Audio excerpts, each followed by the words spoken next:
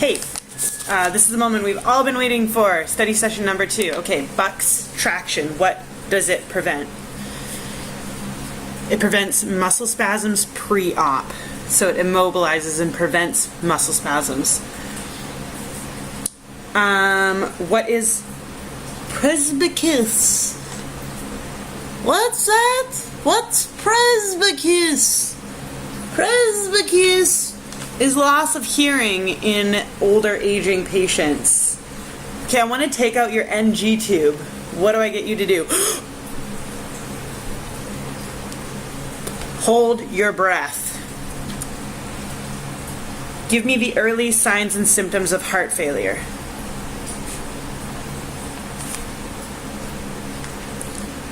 Tachycardia, tachypnea, scalp diaphoresis, fatigue, weight gain, and respiratory distress. Cough is not an early sign. What does morphine do during a heart attack? I always thought it was just for pain, but it's not. It actually dilates the coronary blood vessels. So it's going to decrease the oxygen demand on the heart by dilating those blood vessels. Okay, we have Graves, so we have hyperthyroidism. What are we expecting to see? Expothalamus is the big one. Heat intolerance and smooth skin and hair. Doesn't sound like a bad thing. All right. Is a bottle still sterile if it's been open and left in a room? No, it's just clean now. Okay, give me the early signs and symptoms of hypoxia, of low oxygen. What are we going to see first? They're going to be like restless and agitated and maybe confused. Increased heart rate, increased respiration rate, increased blood pressure, and increased depth of respirations. What is the late sign of hypoxia? Cyanosis is a later sign.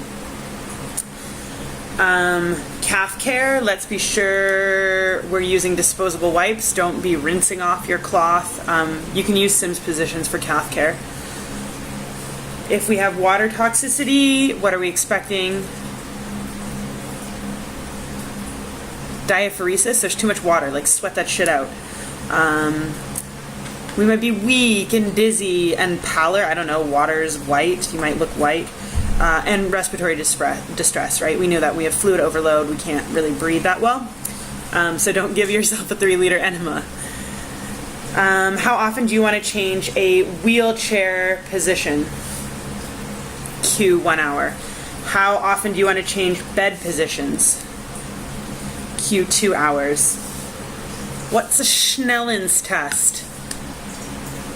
That's that 20/20 vision thing. Stand 20 feet away, cover one eye, start at the top, read until you can't read anymore. When should we evaluate pain? When we do vitals, let's call it, I don't know, the 6th vital or whatever. When a patient complains of it at the beginning and at the end of your shift, and then of course that 30 to 60 minutes after analgesic administration. Okay, so someone has hypertension. What is a common heart sound we might hear? You might have an oscillatory gap, so you might not hear anything for a bit. Okay, an enema. How many inches in does it go? 3? How high do you hold the bag? 12 inches. Okay, if we have prolonged NG suction, what are we watching out for? What deficit? Yes, fluid, but also sodium. Okay, stoma care, stomy care. Do you use petroleum? Fuck no, you don't. Do you irrigate it daily? Yes, you don't want shit stuck on your stomach. What are you going to wash it with? Mild soap and water is just fine. You don't need to use anything else. Make sure those hydrocolloid wafers fit. That's important. Okay. If someone is having orthostatic hypertension, what are they going to do before they stand? We always say dangle in class, right? And stand up slowly. There's this other one, I don't get how it works, but if you flex your feet before you stand up, apparently it helps with orthostatic hypotension. I don't know, gets the blood moving. What is the parameters for defining orthostatic hypotension? A drop in what? Systolic and diastolic. A drop in 20 systolic and 10 diastolic. If you ever see loop a catheter in a question, pick it, because you can't fucking loop catheters, because urine gets stuck in them if they're looped. Okay, you have someone on continuous pulse ox. What do you want to do to avoid skin integrity impairment? Rotate the site 4 to 8 hours, so not that often. Clean it with soap and water if you need. And then you can apply lotion before attaching the probe. Alright, just memorize this. It's so stupid. No one's ever going to use it. Hold the cane in the unaffected side. Your bad leg and the cane go first, and then your good leg. So first it's bad news, then it's good news, and up with the good, down with the bad when we're stairs. If someone is on knee traction, to give them back care, we're never going to stop traction. We have to give them back care, so we're just going to slide our hands with lotion underneath their back. Apparently steroids can cause immunosuppression and cause purulent secretion. I knew they increased sugar levels, which gives the bacteria more things to eat. I don't know if that's the reason, or if there's some other reason that they cause immunosuppression. We have decreased calcium with them. Okay, breastfeeding, what do you want to avoid? ASA, aspirin, don't do it. Why?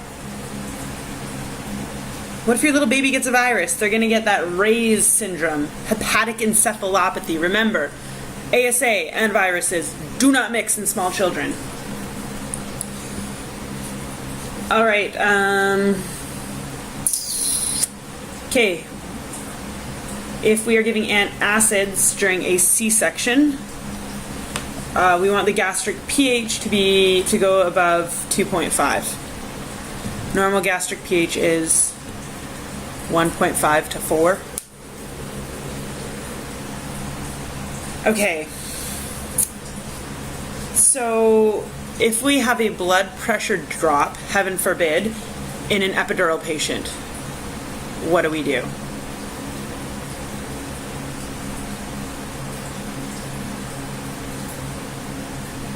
Okay, when blood pressure drops, this kind of happens in pregnant females, so don't freak out right away. What you're going to do, IV fluids, oxygen, put them in a lateral position, wedge underneath the right hip to increase perfusion. And you're going to tell the RN. If it remains low, then you call the anesthesiologist. Okay, pregnancy-induced hypertension. Blood pressure can increase, systolic 15, diastolic 30. You got to watch out for eclampsia, that seizure that happens with it. What are some signs that will warn you before eclampsia happens? Headache, epigastric pain, and that's it. Okay. Oh my God, you have a perineal tear. What do you want to make sure that you give the poor lady? Give her some Docusate, sodium. It's a stool softener, so she doesn't have to strain and tear her ass even more when she's pooping. You can give her ice for the first 24 hours, but then after that we're going to use heat. Okay, a home Prego test was a test for human chorionic gonadotropin.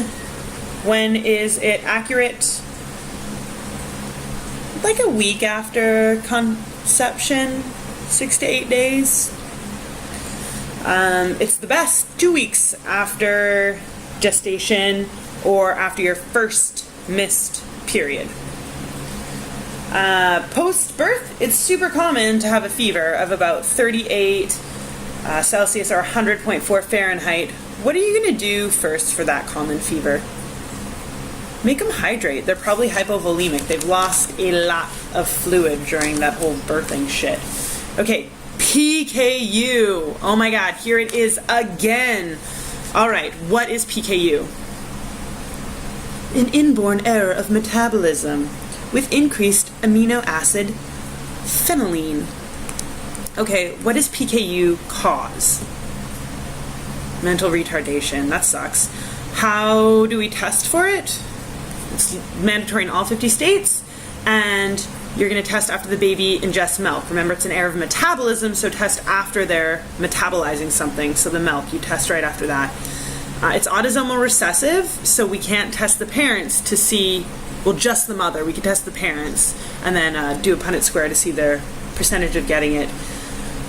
If you have a history of PKU in the family, obviously you have a higher chance of your child getting it. And if your child does have PKU, they're going to be on a special formula and diet because we want to make sure they don't have too much of that amino acid, the phenylalanine. Okay, maternal triple screen tests done at 15 to 21 weeks. What 3 things do they test for? Because it's a triple screen, right?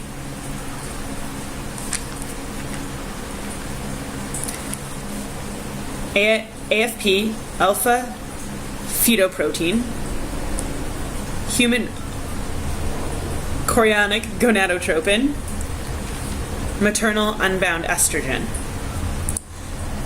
The alpha fetoprotein is going to tell you about neural tube defects like spina bifida. All 3 of those together are going to let you know if your child might have Down syndrome. If we test positive during the maternal triple screen test, further testing is needed. These are not definitive tests. You have trouble feeding your newborn. This poor woman, what are you going to say to her? We're going to tell her, don't give a pacifier and don't use formula right away because it can create nipple confusion. We are going to tell her just take a time out. It's fine. If the baby's frustrated, she's frustrated. Just everyone calm down and go back at it when you're calm. Don't force the baby to try and eat. Like, don't stick it on there and be like, fucking suck, baby. It won't really work. Thrombophlebitis. So you have a thromboembolism and now it's causing inflammation. What do you do to prevent that after you've just given birth? Walk around. That sucks. Okay, your baby's head is weird. It's probably called molding, right? It'll return to normal in 5 to 7 days or 7 to 10 days. Interestingly, 10 days is when the lochia is going to be stopping as well. You'll stop having that pink discharge. Okay, baby's got HIV. What do you want to make sure you do? Wear gloves. When? When you're in contact with bodily fluids. So if you're doing any needle sticks or diaper changes. The pregnant mother who had a HIV positive baby, what can she not do? Breastfeed. What can she do? Rooming in is cool. Okay, so you have a baby, say it's in a public space. What is your most important intervention? Put the baby on the breast when it comes out because that's going to prevent postpartum hemorrhage. It's going to help contract the uterus. My guess is there's like some oxytocin when the mother like touches her baby on the breast when she's breastfeeding. Yes, oxytocin will stimulate the breastfeeding and the uterine contraction, so that's important. Okay, you've got mastitis. Fuck no! Clogged milk duct, your boobs are all swollen, this sucks, why did you get pregnant? What are you gonna do? Take some antibiotics, you don't want to get infected, and make the baby suck that shit out. It's his fault it's in there in the first place. Make sure he sucks all of it out too, because if he leaves some in there, you're not completely emptying your breasts, so get that bugger to do it. Okay, LARDs for gestational age. Wow, another thing that could suck. Obviously they're at risk for hemorrhage. You might suffer uterine atony with a large baby. Your uterus just fucking gives up. It's like, I'm not doing anything anymore. That baby was too big. If you do see bleeding in these patients, go straight to assessing the fundus. We are concerned about the amount of lochia, but our first priority is to assess the fundus, because if you had a large baby, we want to make sure they're not hemorrhaging. We want to make sure they don't have that atony in their uterus. What can decrease birth weight? Yes, smoke, yell the tiny baby. Sounds great. Let's all smoke when we're pregnant. All right. Amniocentesis. How often are we taking vitals? Every 15 minutes during and in recovery. How are they positioned during the process? Supine. Positioning afterwards. On the left side. Cramping is not normal. Fever is not normal. It's an invasive procedure and we're looking for genetic abnormalities. Okay, you have a spontaneous abortion. Psychosocial, just go grief every time, even if it's a young girl who didn't even know she was pregnant, go grief. How long is it normal for a woman to feel ambivalent toward her pregnancy? 20 weeks. Which is interesting because in the gravida parida, gravida being how many times someone's been pregnant, parida being births, the baby has to be over 20 weeks, so that's when the mother actually starts feeling like she might be attached to the fetus at 20 weeks. Okay, signs of a UTI in a pregnant female. Pressure in the pubic area, because it might be inflamed. It's really common preterm to get UTIs. And your uterus is just going to be irritable. It's got an infection. Okay, the frontanelles. When does the front one close? It takes for fucking ever. A year to 18 months. When does the back one close? You think it should close a little sooner. It takes 2 months. Cephalohematoma doesn't cross the midline. Trauma from delivery. Infant respiration should be 40 to 60. Ours is 12 to 20. Is central cyanosis normal in a newborn? No. If you see cyanotic mucous membranes, that is not normal. There's impaired gas exchange. Go straight to giving them O2. Blast them at 5 liters. Little baby's gonna take off the table. Call the doctor and transfer that shit to a nursery right away. Central cyanosis is not good. What about peripheral cyanosis? Is that normal? Yeah, acrocyanosis for some reason is normal. Okay. When do you ovulate? The first glorious 14 days of your cycle. So if you want to get pregnant, have sex 2 weeks before menstruation. Okay, how do you know a baby is getting enough nutrition? It's gonna pee 6 to 10 times a day. That's annoying. Urine's gonna be straw colored. And 30 grams a day of weight increase. Most home scales are not this accurate, so if the mother's like, how's my baby getting enough food? Just be like, is it pissing a lot? Great. Placenta previa and abrupto placenta. Which one is worse? Abrupto placenta. Why? Well, you could die abruptly. Abrupto placenta could be death to the baby and the mother. Sudden onset of bleeding with pain. You're bleeding with pain, get thyself to the hospital ASAP because you could die and so could your baby, or, Okay, so that's placenta previa thing. It's blood before labor. It's usually painless. It's in the 3rd trimester. An ultrasound will confirm it.